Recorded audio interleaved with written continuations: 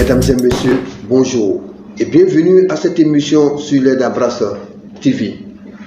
Celle que nous reçoit ce matin est une grande dame, une brave dame qui a la main sur le cœur, surtout qui a une très grande vision de sa commune Treichville. Avec elle, nous allons échanger pour en savoir un peu plus sur sa personne. Nana Fatiga, bonjour à vous madame. Bonjour, monsieur Koné. Oui. Comment allez-vous? Merci, je vais bien. Comment ça que vous pétez la forme? Merci bien, par la grâce de Dieu. Merci de me recevoir. Ok. Et comme nous sommes dans le mois de jeûne, donc un mot à l'endroit de tous ces fidèles musulmans dans votre commune de Treichville. Ben, que dis-je lors de ce grand, beau et mois béni du Ramadan? Je souhaite pour tous mes frères musulmans et pour toute la communauté musulmane du monde d'ailleurs, que Dieu fasse, qu'il nous donne les mérites de ce mois et qu'on termine vraiment ce mois dans la piété et surtout dans la repentance. Qu'il nous accorde longue vie, qu'on puisse vivre de nombreux mois de Ramadan. Inch'Allah. Ok. Voilà ce qui est bien dit et vous faites bien de nous suivre sur Ambras TV. Nous sommes en compagnie de cette grande dame. Et qui est Nana Fatiga? Je vous remercie, monsieur Koné. Je suis Nana Fatiga du Bafing, originaire du Bafing, plus précisément de Touba. Je suis une mère de 3 enfants et grand-mère de 3 petits-enfants, mariée, issue d'une famille religieuse surtout, et d'une grande famille, la famille Fadiga, que toute la Côte d'Ivoire connaît, je dirais même le monde. Je suis la sœur cadette du ministre Lamine Fadiga. Ma mère que vous voyez ici était une grande dame, paix à son âme, que Dieu lui fasse miséricorde ainsi qu'à tous nos défunts. J'ai 3 frères et 2 sœurs. Ok, ça c'est bien dit. Et ça se sent vraiment que ouais, voilà. Parce que là, je suis tellement heureux de vous recevoir ce matin sur ce plateau. Voilà. Et dans quelle commune avez-vous passé votre enfance? Ben, je suis une Treichvilloise. J'ai vécu, j'ai fait toute mon enfance ici. Et là où vous êtes, c'est ma cour familiale. Ok, les parents se sont installés ici en quelle année? Oh là là là là là. Selon votre recherche. Mes parents, ils sont arrivés à Treichville dans les années 60. 60. Et c'était pas ici notre première cour. Quand mon père a acheté ici, évidemment on a déménagé ici. Sinon on était amants, plus précisément. Et Nana Fatiga, le cursus scolaire, on peut le dire, voilà, votre CP1. Non, CP1. Voilà, j'ai fait mon CP1 ici à Treichville, à l'avenue 2, à Biafra. Donc justement, je me plaisais de dire pendant ma campagne, je vous signale que je suis une femme politique. Ok. J'ai été très récemment d'ailleurs la candidate de l'opposition à Treichville au titre du PDCI-RDA. Et donc je me plaisais de dire aux Treichvillois que je suis une enfant de Treichville, au Biafra. J'ai fait mon école primaire là-bas. Donc je me sentais tellement à l'aise. Je suis de Treichville. Du CP1, du cursus scolaire du CP1 jusqu'au CM2, CM2, 6e, Voltaire d'abord et après Notre-Dame des Apôtres. Et après Notre-Dame des Apôtres, le plateau. Et après, je suis allée en France. D'accord. Dites-moi un peu, à l'école, quel est l'instituteur qui vous a vraiment fatigué un peu? Oh, j'ai souvenance d'une maîtresse qui m'adorait. À l'école, voyez le trou. Allez-y. Une maîtresse qui m'adorait beaucoup parce que, enfant, j'étais très, très, très chétif, maigrichonne, oui, et très pipelette. Donc, elle me protégeait beaucoup, elle m'emmenait chez ma mère ici. Elle, à l'école, vraiment, je me plaisais à aller à l'école. Est-ce que Nana, une femme battante comme vous, est-ce que Nana n'était pas un peu garçon manqué quelque part? Ah, on me disait que je suis un garçon manqué. Même quand j'ai été plus adulte et j'ai commencé à travailler, et évidemment, et d'ailleurs, même dans la conduite, on disait que je suis un chauffeur de taxi. Parce que non, je suis très speed en fait. Je suis très speed et puis bon, j'aime pas tarder sur des problèmes. Dans n'importe quelle situation, il faut parer au plus essentiel et puis avancer. Ça, c'est mon leitmotiv en fait. D'accord. Quelle est la collaboration entre vous et vos frères en famille? Ah ben on a une grande famille, hein, on a une grande famille. Mes frères, on me disait, en fait, moi, on a toujours pensé que j'étais la dernière des dernières. C'est-à-dire que l'enfant, chouchou de l'enfant gâté de sa maman, le papa, en fait, il est décédé très tôt. Donc, c'est la mère qui nous a protégés, tout quoi, qui nous a tout donné. Et donc, on m'a taxé d'être souvent la préférée de ma mère et donc de tout le monde. Ok.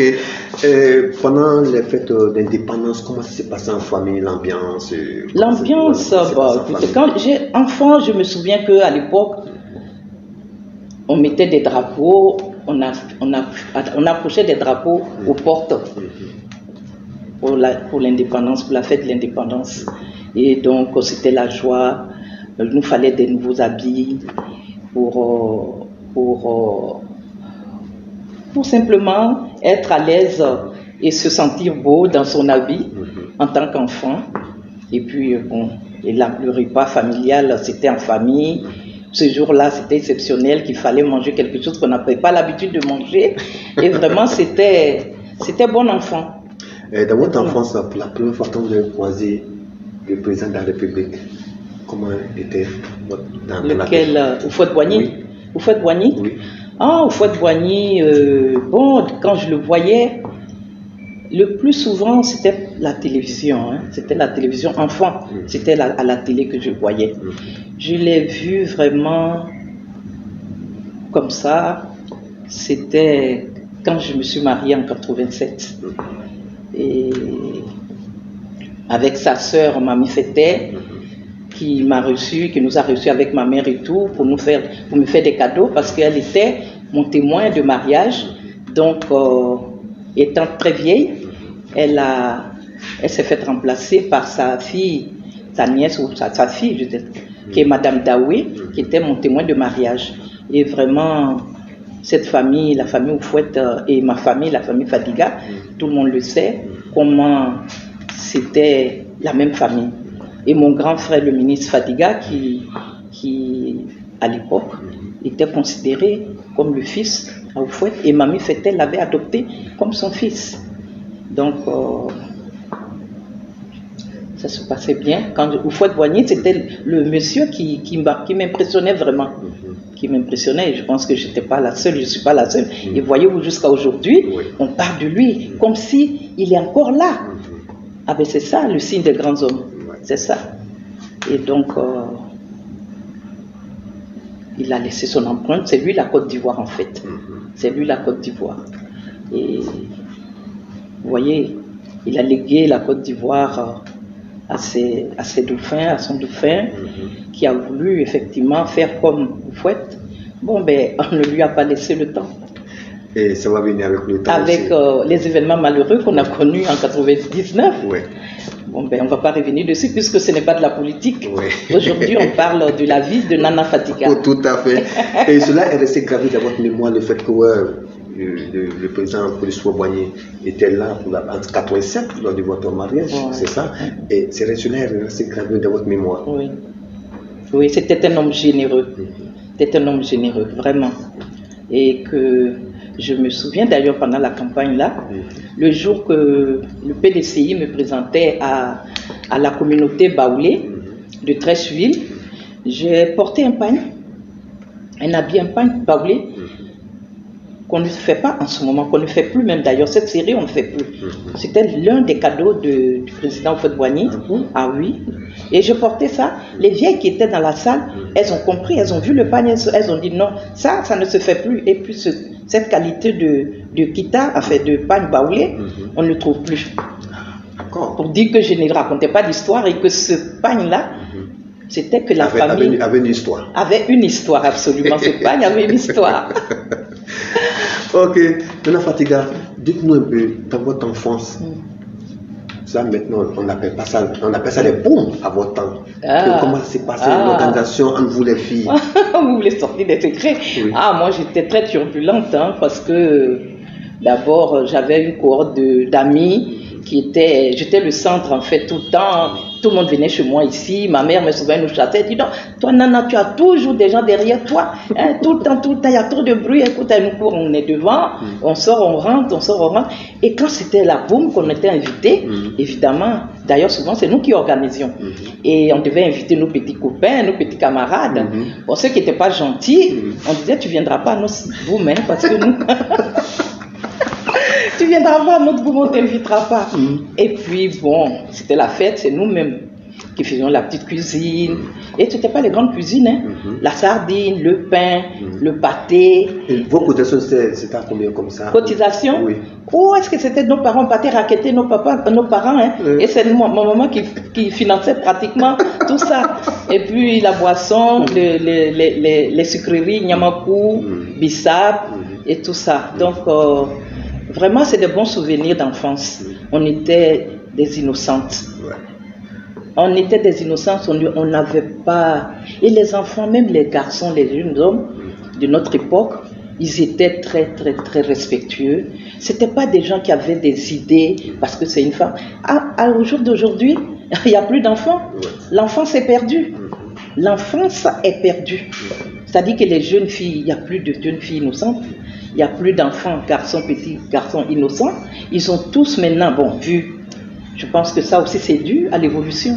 Tout à fait. À l'évolution et surtout à l'éveil de la communication comme ça.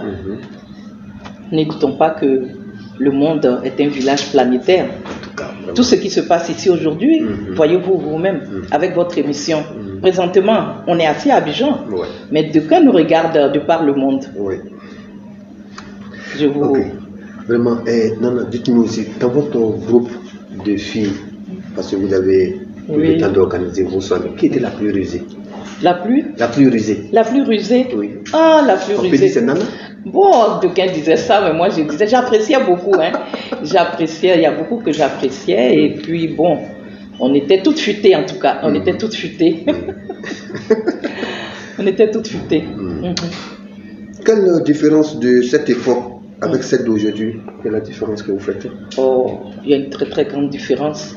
Et je suis très très nostalgique de cette époque. Parce que c'était l'innocence. C'était le respect. C'était les parents, on les respectait. Les parents, on ne transgressait pas les interdits. Aujourd'hui, les enfants sont libérés. Ils font ce qu'ils veulent. Ils n'écoutent plus les parents. Ça, c'est vraiment dommage. C'est vraiment dommage. Il faut qu'on revienne à l'entente, c'est-à-dire il faut qu'on revienne aux us et aux coutumes d'avant. Le respect est vraiment primordial. Un enfant doit d'abord écouter ses parents. Ça, c'est très important. Parce que le parent ne peut jamais mettre l'enfant sur une mauvaise route, à mon sens. Le parent ne peut pas mettre l'enfant sur une mauvaise route. Mais que voulez-vous? L'évolution fait que les enfants font ce qu'ils veulent. Ok. Quels sont les artistes à votre temps vraiment où vous avez aimé ces artistes? Moi en tout cas, vous savez, à Trècheville, vous continuez d'écouter? À Trècheville, moi, Jimmy H5, c'était un de mes amis, m'appréciait beaucoup, je l'aimais beaucoup, avec sa guitare. Baïs Pinto, c'est un grand frère, c'est un grand frère que j'adore, et lui aussi, il me connaît très bien, il m'adore aussi, je suis sa petite sœur.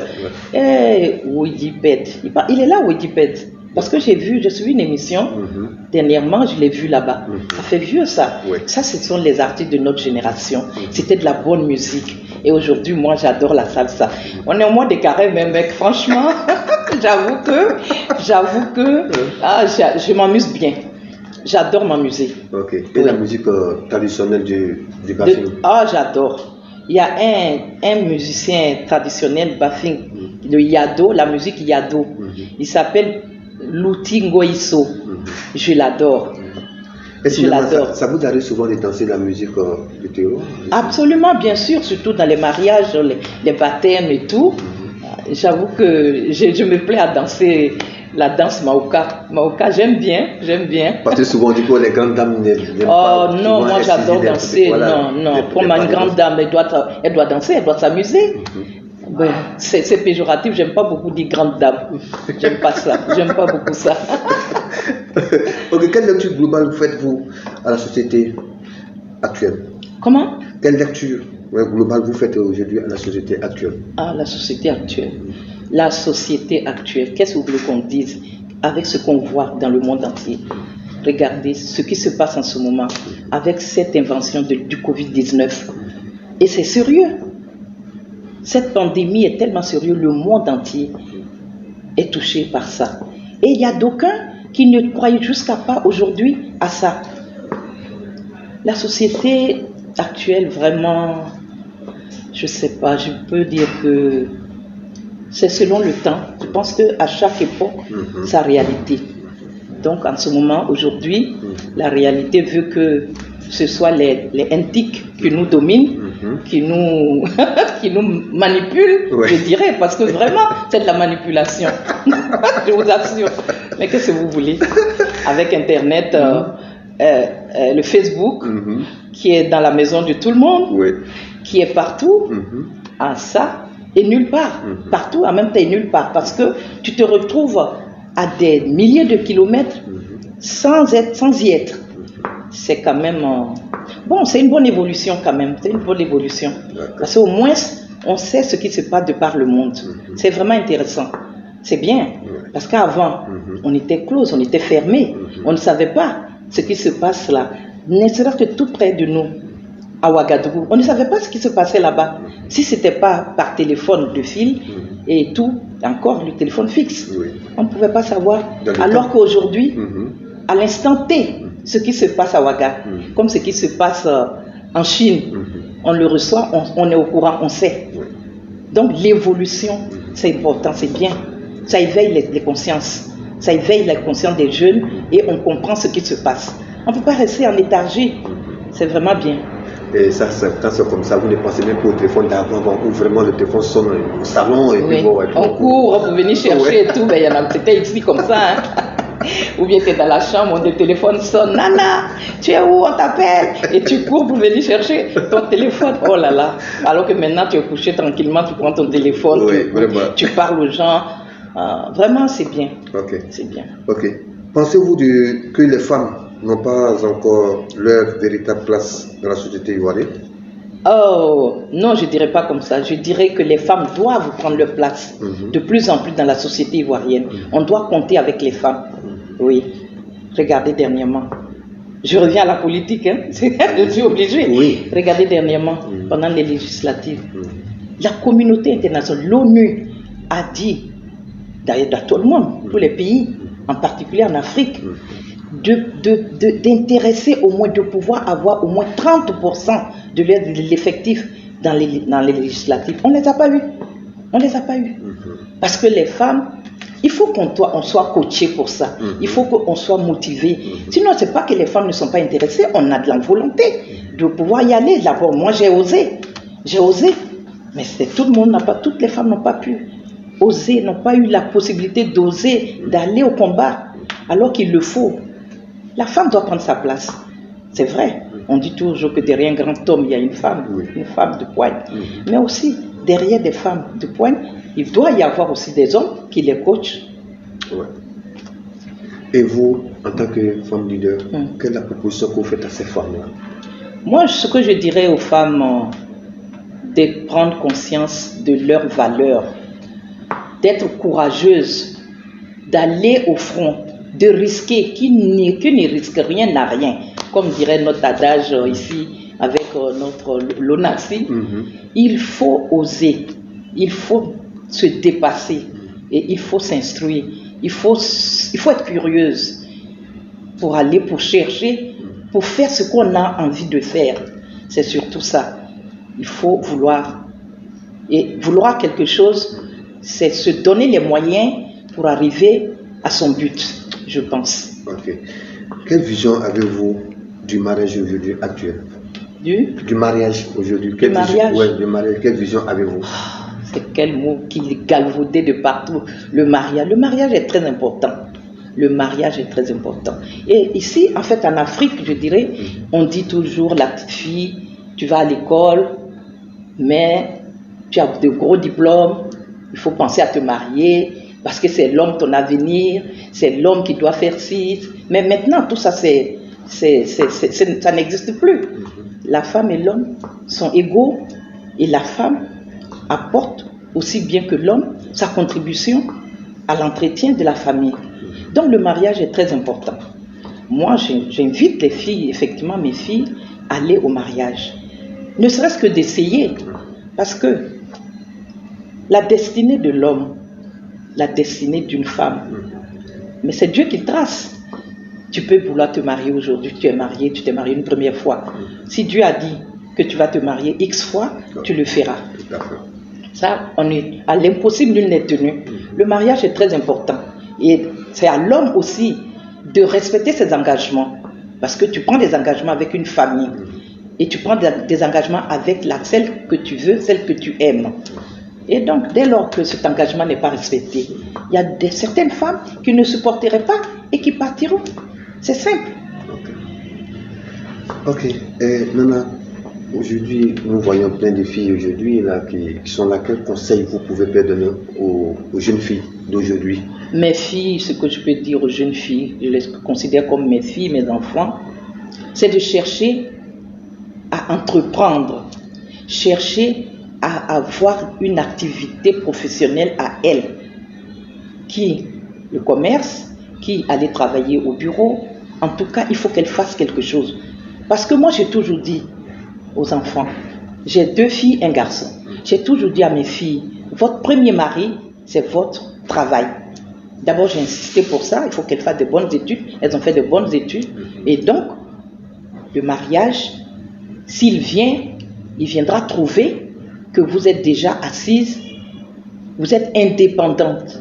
C'est important. La femme doit être indépendante. Donc, n'importe comment, indépendante financièrement, se prendre en charge. Et l'homme, quand il vient après, il te respecte et il prend en compte ton attitude, ta situation en fait. Ok, non, oui, mais j'ai que mes petits-enfants maintenant, je n'ai plus de bébés à pouponner. Donc j'ai quand même le temps pour ma famille, j'ai quand même le temps pour mon époux. Bien sûr, j'ai quand même le temps pour mon époux. La nourriture préférée de Nana? Ma nourriture préférée, j'adore le thon. Ça, le thon, ça c'est normal. Le thon, la sauce gombo, ça c'est mon péché mignon. Tout le monde sait ça. Alors quand on veut me faire plaisir, on me dit non, c'est que toi tu aimes le thon. En fait, le thon, le placal, tout ce qui est pâte. J'adore ça. J'adore le gombo. J'aime manger bien. Je connais toutes les spécialités culinaires, mais de préférence, j'aime bien ça. Et je mange aussi du japonais, j'aime bien les sushis, j'aime bien le chinois, je mange du tout en fait. Je ne suis pas fermée, surtout. Est-ce que ça vous arrive souvent vous-même aller à la cuisine? Ah oui, j'adore. Quand mes enfants étaient petits, moi je faisais la cuisine, bien que je travaillais, ce que j'ai oublié de vous dire, je travaillais à Air France pendant 20 ans. Et après 20 ans quand même, j'ai pensé à entreprendre. Donc j'ai créé ma société. Mais je faisais la cuisine. Tous les dimanches, le week-end, c'est moi, je rentrais à la cuisine. Bon, les gens savent que je fais bien la cuisine. Okay, peut-être que ça va venir un jour ou peut-être vous allez nous inviter. Je vais vous inviter, Inch'Allah. Inch'Allah. Je vais vous inviter à la maison. Ok. Bon, Nana, nous sommes déjà à la fin de notre entretien ce matin parce que vous étiez à l'honneur. Voilà. Et votre mot de fin à l'endroit de tous ceux qui nous ont suivis ce matin. Merci. Merci surtout à cette jeune équipe de la télé Abras de me faire connaître de par le monde. Et je vous souhaite vraiment bon vent, que Dieu mette la baraka sur votre entreprise et votre dévouement à vouloir faire la promotion des uns et des autres, des gens que vous ne connaissiez pas et que vous voyez, vous voulez vraiment faire leur promotion. Aux internautes aussi, je leur souhaite bon spectacle visuel. Et j'espère que j'ai été quand même à la hauteur, qu'ils m'ont un peu connue. Je suis Nana Fadiga de Treichville et il va falloir qu'on compte avec moi à Treichville. Je vous remercie. Ok. Nana, on a été vraiment ravis d'être avec vous ce matin. Oui. Et puis vraiment toujours heureux que vous nous recevez dans ce beau cadre. Et on va se donner rendez-vous très prochainement. Inch'Allah. Voilà, nous sommes toujours dans le mois de Carême et bon mois de jeûne à vous. Ah, merci. Voilà, et tous ceux qui nous ont suivis ce matin, est vraiment, on a été ravis d'être avec Nana Fadiga ce matin. Rendez-vous être pour notre émission. Pourquoi pas. Bonne journée à vous et bye.